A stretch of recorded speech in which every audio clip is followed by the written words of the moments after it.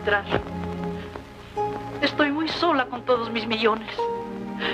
Y vengo a pedirles, por caridad, un rinconcito en su corazón. Ustedes que son valientes y que pueden soportar todas sus desgracias porque están unidos. Ustedes los pobres que tienen un corazón tan grande para todos. Denme de él un pedacito. De origen teatral, la derba fue todo un mito del género lírico en el momento en que la Conesa, la Montalbán y Esperanza Iris eran diosas adoradas por el público.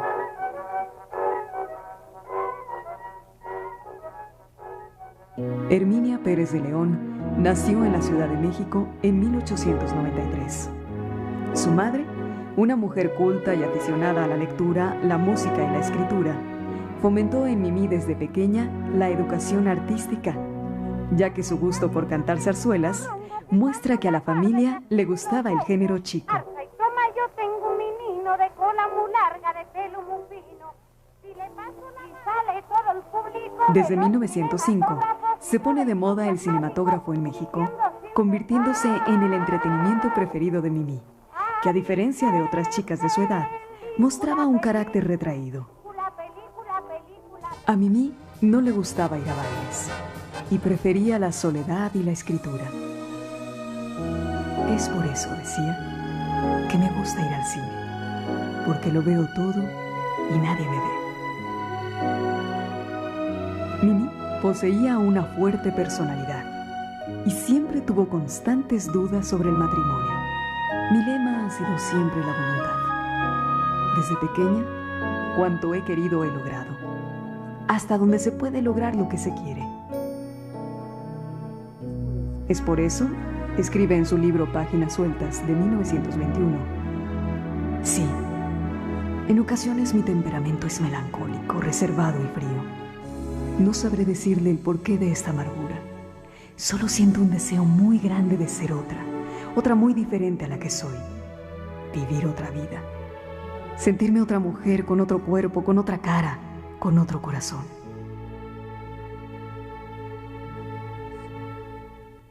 Era un ser misterioso. Yo siento que realmente no tenía mucha comunicación con los demás, pero a pesar de eso, era un ser muy grato y, como te digo, muy respetada y querida. Se perfila así la imagen de una muchacha a la que su entorno familiar y social le procuran una formación sobre la que se elevaron más tarde sus actividades profesionales, lo cual era extraño en una época en que la educación de las mujeres se orientaba básicamente hacia el ámbito doméstico. El apellido Derba se lo inspiró una marca de leche de magnesia llamada Herba. O le dijeron, ¿quieres una magnesia de herba o algo así? Y ella oyó de herba. Entonces dijo, me gusta. Oye, Mimi, ¿quieres magnesia de herba? Ay, pues mira, me gusta. Andaba a buscar, porque el Pérez de León era muy largo. Era Avendaño, pues no le gustaba mucho. Entonces andaba buscando un hombre y así se le quedó. Porfirio Díaz renuncia a la presidencia que detenta desde 1897 y se exilia del país. En 1910, en la ciudad de San Luis. Para 1911, el maderismo cundía por todo el país. El pueblo se lanza a las calles a celebrar el acontecimiento. La revolución de las damas la inició doña Virginia Fábregas, al entablar demanda de divorcio en enero de 1911. Pero señora... ¿Qué señora? La zorra. ¿Por qué venían así? ¿Quién se apega a reír? Yo los he admitido en mi casa para que den rienda suelta a su risa, pero también para echarlos. Eso es, para echarlos. Es así como se inicia una nueva etapa para la mujer. La anarquista Belén Zárraga, en pleno monumento a Juárez, negó la existencia de Dios. Las mujeres fundaron clubes políticos y organizaron manifestaciones callejeras para apoyar las demandas de los obreros y para luchar por el sufragio femenino.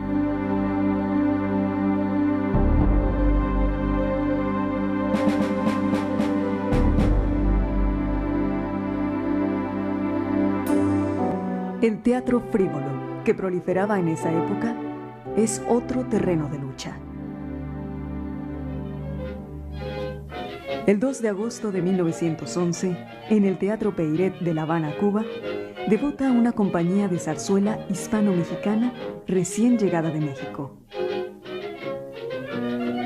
En ella hace su aparición por primera vez una linda jovencita de 17 años, Mimi Derba. La zarzuela con la que pisa por primera vez el escenario es el Congreso Feminista. A fines de 1912, la zarzuela entra en crisis a causa del auge arrollador del cinematógrafo y la moda de las variedades. No obstante, Mimi debuta en el famoso Teatro Lírico de la Ciudad de México el domingo 12 de diciembre de 1912 con la obra El Cabo Primero. A partir de esa fecha, la carrera artística de Mimi Derba, hermosa mujer de sobrio y fino temperamento artístico, grata y bella voz, fue un triunfo constante y efectivo. Inteligente, curiosa, dinámica y estudiosa, cultivó con éxito todos los géneros teatrales. Y en diversos momentos impuso al público su interesante personalidad de autora y escritora. La supresión del feminismo por la dictadura huertista trajo un sentimiento de frustración. En el maderismo, la agitación, las manifestaciones callejeras y las colectas públicas en pro de los obreros, huérfanos y desvalidos habían sido con mucho producto de la mujer. En 1913, Mimi estrena El País de la Metralla. Esta obra fue uno de los sucesos artísticos más relevantes después de la Decena Trágica, siendo una obra en la que se denunciaba la dictadura militar del general Victoriano Huerta. Mimi sigue su temporada de zarzuelas en el Teatro Principal. En ese teatro estuvo mi tía con una función. Llegaron los revolucionarios, no sé cuáles, y lo tuvieron que esconder en los sótanos del cine imperial, que todavía deben de existir, para que no se la llevara. Y no la dejaron salir hasta que él no se fue. Ya cuando los salieron, se la quería llevar, y si se la hubiera llevado, me canso. Unos cuantos días después del incidente, reapareció Mimi en el Teatro Principal cantando la zarzuela La Geisha. Mimi estrena una obra escrita por ella. El título, Al César, en el Teatro Juan Ruiz de Alarcón, y es estimulada por la crítica a seguir el camino de la dramaturgia. También estrena El Barrio Latino, de Javier Burgos, y causa escándalo al salir ante el público con un mayón color carne cubriendo su imponente cuerpo. Este fue el año en el que Alfonso Camín le escribiera el famoso poema Mimi Derba, con 3 partes de Afrodita y otra parte de Minerva. En el teatro frívolo toda crítica era posible. La historia inmediata se ridiculizaba. Los políticos se reían cuando les criticaban su oportunismo o corrupción. Abundaban las parodias sobre el gobierno. No se había sacralizado todavía la institución presidencial y no es infrecuente oír en escena letanías injuriosas. Las vedettes cantaban con energía las letras ofensivas y las parodias democratizaban y le daban un tono irrelevante a la crítica. No, querido público, ¡chinga su madre! Mimi Derba permaneció en la Ciudad de México durante los años críticos de 1914 y 1915 sin interrumpir su actividad. Al contrario, trabajaba con frecuencia para divertir a la gente, con lo que ganó fama.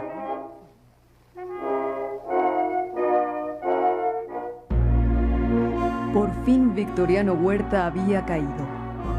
La Ciudad de México se llenó de curiosidad para ver la entrada del ejército de Obregón y Pablo González. Tal vez Se pensaba que en el futuro no habrían horrores tan grandes como los del pasado. Había optimismo y alegría, al igual que a la llegada de Madero. En 1916, inflamada por los aires revolucionarios que bañaban al país, Mimi Derba participa en el primer movimiento sindicalista de actores.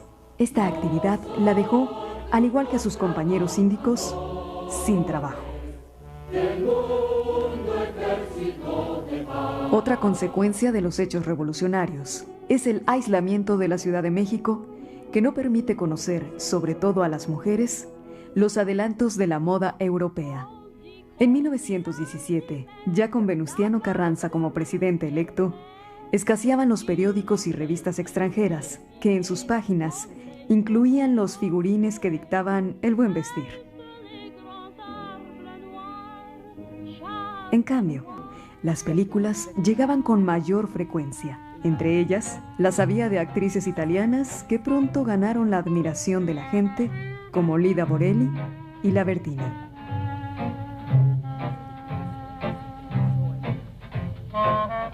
Mimi sentía la sugestión magnética de vivir una vida de actitudes rítmicas y gestos delicados.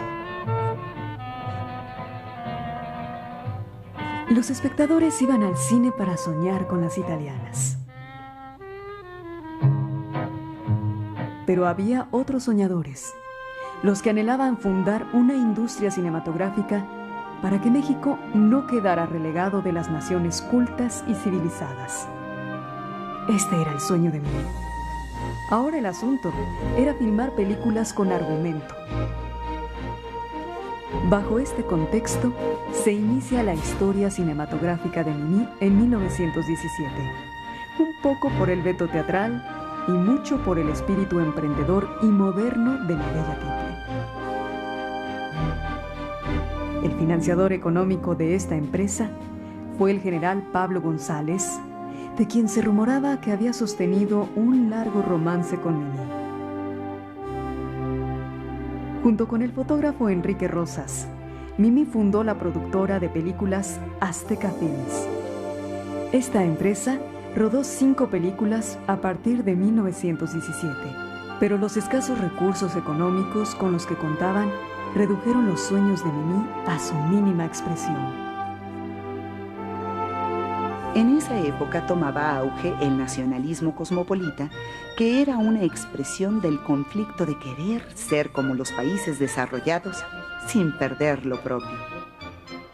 Que en el porfirismo se expresara en los valses y en la corriente literaria del naturalismo. Así, las películas de Mimi Derba trataban de conflictos sentimentales que se desarrollaban en mansiones, costumbres y moda tipo italiano, enmarcadas por paisajes netamente nacionales. Gracias a su inteligencia y sensibilidad sobresalientes para escribir poemas y cuentos, habilidad desarrollada desde muy joven, Mimi es autora de algunos de los argumentos de sus películas. La primera producción enmarcada por el nacionalismo cosmopolita de la compañía Derba Rosas fue En Defensa Propia, rodada en 1917, y donde Mimi funge como argumentista y actriz. En ese mismo año le siguen Alma en Sacrificio, en donde también actúa, y posteriormente dirige La Tigresa. En La Soñadora se encarga junto con Rosas de la edición, producción y actuación, y en La Sombra produce, escribe el argumento y actúa. Con este proyecto empresarial y artístico, Mimi se convierte en la primera argumentista y directora en México. El romance de Mimi Derba con el general Pablo González, que había recobrado la capital para Carranza y que durante unos meses fue el hombre más poderoso de la ciudad, causó polémica.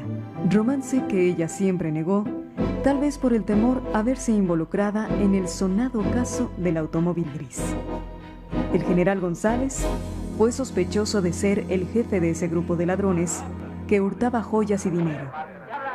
Incluso se rumoró que esas joyas fueron usadas en el teatro por la Conesa. Finalmente, se aclaró que el general Pablo González nada había tenido que ver con el asunto, que posteriormente fue tema de una película del periodo mudo de nuestro cine, misma que fue producida por el propio Pablo González y fotografiada por Enrique Rosas. También se aclaró que Mimí nunca había sido amante del general. Por esa época, aún las empresas serias como la Azteca Films carecían de una cadena de cines para explotar sus películas a nivel nacional, de tal manera que el dinero invertido en la producción no se recuperaba, sino que quedaba en manos de distribuidores y exhibidores si las películas tenían éxito. Mimí Derva y Enrique Rosas fueron a Nueva York a fines de 1917 para tratar de vender su producción y sufrieron tal descalabro que regresaron a México de inmediato decepcionados. Disolvieron su compañía cinematográfica y Mimí se retiró de la producción de películas. En agosto de 1924, Mimí declaró que para ella, las causas principales del fracaso del cine en México eran la falta de dinero, de directores técnicos y de operadores. Pero le parecía que con la ayuda del Estado, esto podía resolverse. Y exhibió copia de un proyecto que preparaba hacía tiempo y que pensaba presentar al nuevo presidente Plutarco Elías Calles, a través de su ministro de Educación Pública, que ella esperaba fuera Alfonso Cravioto. Este proyecto contemplaba la construcción de un estudio nacional cinematográfico que se sumara a las dependencias culturales del Estado, como el Conservatorio Nacional de Música, la Academia de San Carlos y la Escuela de Artes y Oficios. El proyecto tal vez hubiera sido viable en un país donde el Estado no hubiera tenido otras prioridades económicas o políticas, pero en el México de aquellos tiempos era un sueño que no podía realizarse. En 1930, Mimí Derva se casa con Raúl de Alba, un militar que la había largamente asediado.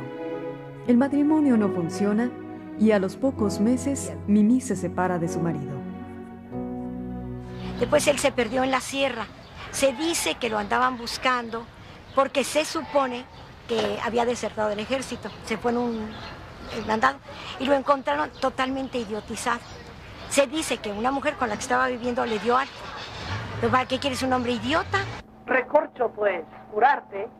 Su retorno a los sets fue en 1931 para incursionar en la primera gran producción del cine hablado al lado de Lupita Tovar, que venía de Hollywood, en donde ya era reconocida.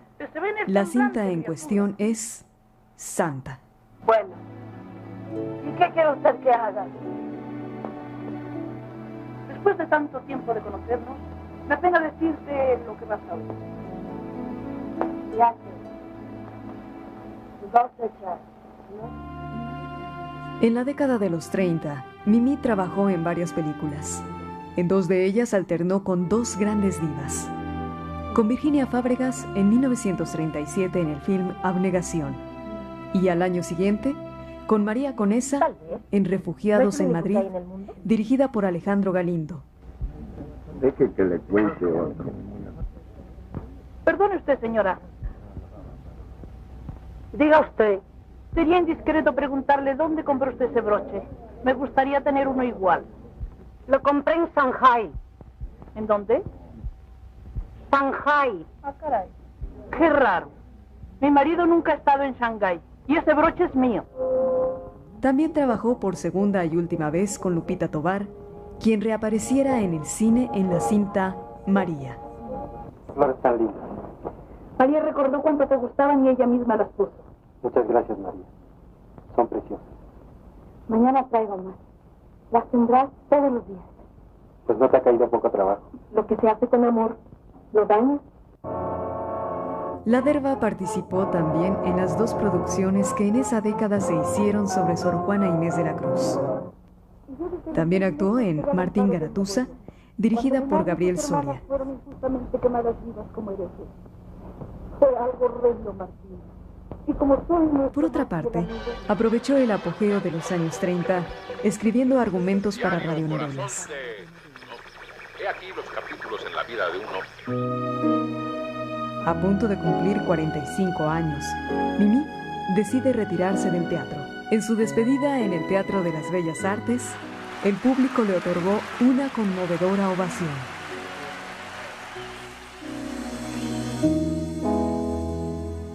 A partir de la época de los 40, filma ininterrumpidamente numerosas cintas.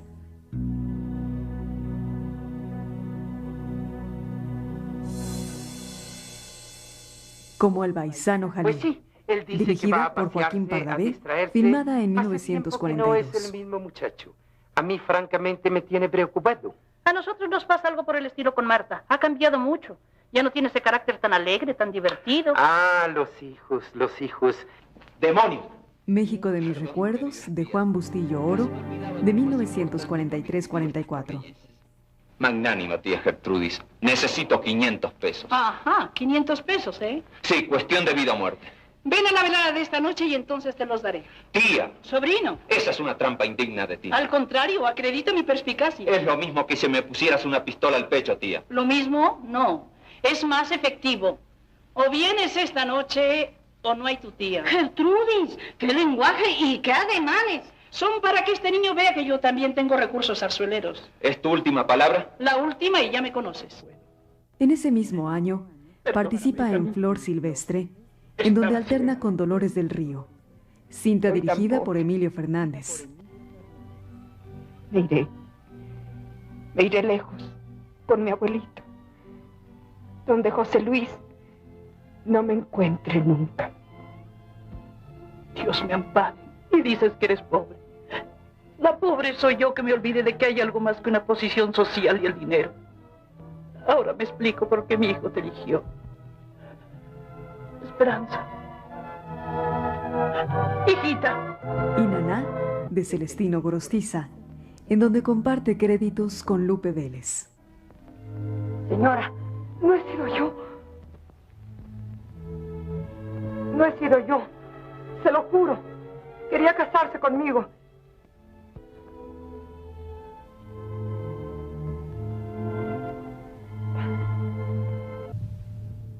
He visto varias películas con Jorge Negrete y siempre salía de mamá de Jorge Negrete. Yo considero que si no la pedía Jorge, a lo mejor el productor, el director, no lo sé, pero había mucha similitud en el porte, la distinción entre la mamá de Jorge Negrete, mi Emilia, y mi Minerva. Era de ese tipo. Mírame, que trefe. O vas y te conquistas a ese muchacho por encima de todo y de todos, o no eres mi hijo. ¿Me oyes? Mamá. Y ahora duerme tu borrachera. Y no te me presentes en Torrecilla sin haber conquistado a esa muchacha. Porque te corro de ahí. A Me he de comer esa tuna, dirigida por Miguel Zacarías, filmada en 1944. Le siguen películas memorables como Usted de los ricos, dirigida por Ismael Rodríguez. Yo le compraré un hombre. Era una actriz muy profesional. Entendía las cosas. Era de esas actrices que a muchos le convenían porque era de una toma precisa. Ya una vez que entendía, se ponía de acuerdo con el director. Perfecto. Siempre sabía sus líneas. Una gran persona y muy simpática. Y como ya tengo a la niña, mañana mismo le será devuelto todo lo que se les ha quitado. Y no tema usted ir a la cárcel. Al contrario, para pagarles las molestias que han tenido por su terquedad, se les dará una buena cantidad en efectivo. Y ya ve usted cómo no hay orgullo que valga contra el dinero. Todos sentimos mucho la muerte de mi hijo, ¿verdad? Pero hay que tener resignación, porque ninguno de ustedes verá nunca un centavo mío. ¡Hipócritas! ¡Buitres! ¡Fuera! ¡Fuera de aquí! El dolor no lo compro ni la lástima. ¡Fuera! Y tú con ellos. Tú con ellos te compré como a todos. Y ahora los regalo a la miseria. ¡Fuera! ¡Fuera! ¡Fuera! ¡Fuera! ¡Fuera!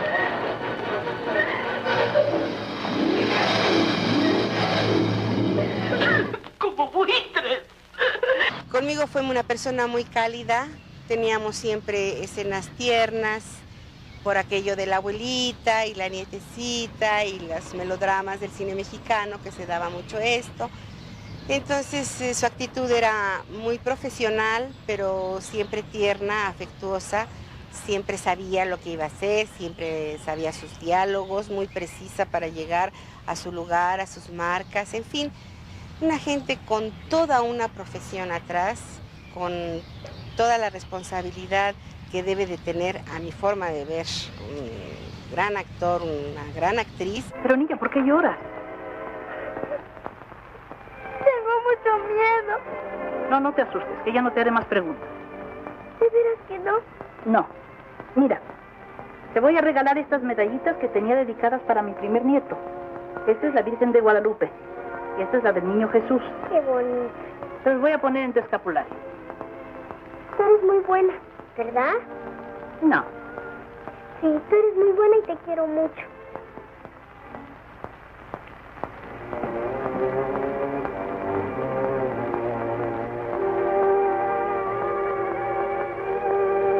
Y una vez más, la dirige Emilio Fernández en Salón México.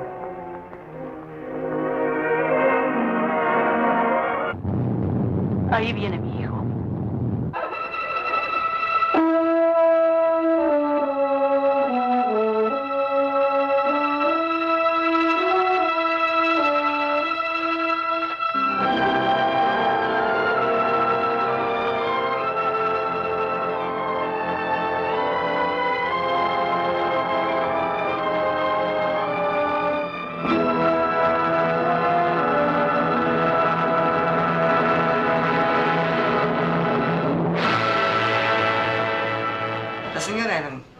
Llegaba y imponía. A mí me causó mucho respeto, mucha admiración y sentía yo un poquito de nervios trabajar al lado de ella, porque decía yo, no vaya a echar a perder yo la escena. Y a pesar de todo, Jorge me sigue queriendo. Y Pedro a mí. No cabe duda que nos persigue el tragedia. Con razón anda loco todo el mundo. Sobre todo este pobre árabe. Yo ya no soy árabe, soy asiático. Déjese de chistes. Estaba considerada como una figura de cuadro, como nos consideran ahora a todos nosotros, como los pilares realmente. Entonces sí, trabajaba ya bastante, mucho trabajaba. Y se le quería mucho y se le respetaba mucho. Este retorno a los sets no volvería a tener grandes interrupciones. Solo la causada por su muerte en 1953, provocada por una caída después de la filmación de Casa de Muñecas, en donde actuó con Marga López, Ernesto Alonso y María Douglas. Dime, Nora, a veces te parezco muy dura, ¿verdad? Francamente sí. ¿Y sabes por qué? Porque yo he sido muy feliz así, con mi rigidez y mis principios, y quiero que tú también lo seas. Quizás haya una felicidad diferente para cada uno. No, la felicidad es la misma para todos. La sirvienta tiró una botella de aceite y no lo limpió bien. Entró mi tía, pisó, se patinó y se rompió el fémur del lado derecho, la cabeza del fémur. La operaron en Actores, que estaba en Tonala y Insurgentes, era un edificio alto, no sé si existirá todavía. Ahí estaba Actores, entonces la clínica. La operaron, salió muy bien la operación. Pero ya que iba a salir del hospital le dio flebitis. Y un doctor, que para nosotros es de muy ingrata memoria, mandó que le dio flebitis por la postura de la pierna y del hueso. Y mandó que le dieran un masaje eléctrico. Yo quisiera que si hay algún doctor me dijera, si una flebitis con un coágulo aquí, le dan masaje eléctrico en la pierna. A las 2 horas estaba mi tía muerta y ya iba a salir. Con 62 películas en su hacer cinematográfico, Mimi Derba fue enterrada con grandes muestras de duelo por muy pocos integrantes de la comunidad artística. Entre ellos se encontraban Fernando Soler y su vieja amiga María Conesa, la gatita blanca. ¿Qué podemos decir de Mimi? Que era una mujer encantadora, que era una persona fuerte de carácter y que era una bella dama. Como actriz, una de las mejores actrices que hemos tenido en México.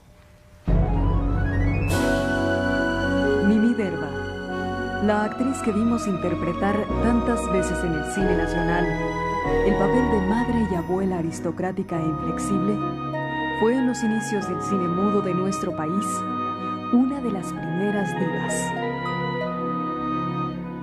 Así como la primera productora, guionista y directora de nuestro naciente cine nacional.